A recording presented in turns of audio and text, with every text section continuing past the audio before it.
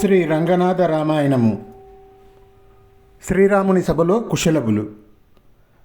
గేయమై పాఠ్యమై కేవల పుణ్యదాయంబగు రఘూత్తమ చరిత్రంబును అనుపమ తంత్రి లయాన్విత పనితిన మునిపతి చదివింపన్ ముదముప్పను చదివి రమణ శృంగారాది రసములు ఏర్పడంగా సమవృత్త భేదముల్ సంధి సమాస సమధిక శబ్దార్థ సంగతులు ఎరెంగి క్రమముప్పన్ పాడుచున్ కనగూడి వారు మునిజన సభలన్ ఇమ్ములన్ పూజనములుగొనెన్ వినోదింపన్ కాకుత్స వల్లబుండు వెలయన్ తమ్ములు తాను వేడ్కలు ఇంపొందన్ కొలువిచ్చి వారన్ కోరి రావించి వారి రూపంబులు వారి నిలకడలు వారి నిర్మలతర వాక్ విశేషములు తనకును ఇంపు వనరింపన్ కథాక్రమము వినుచుండె రాముడు ఆ విదంబు ఎట్టిదనినా.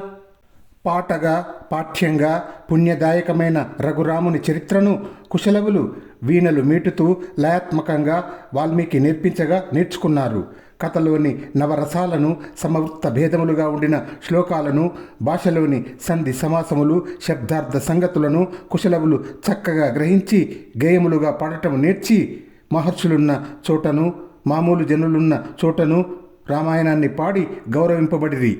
అది విని శ్రీరాముడు వారి గేయములు వినటానికి తమ్ములతో తనవారితో వేడుకపడి కుశలవులను రప్పించి వారికి పాడటానికి కొలువిచ్చి వారి రూపాలు వారి హావభావాలు వారి మంజుల భాషణలు ఎంతో ఇంపుగా తోచుచుండగా రామాయణాన్ని వినసాగినాడు.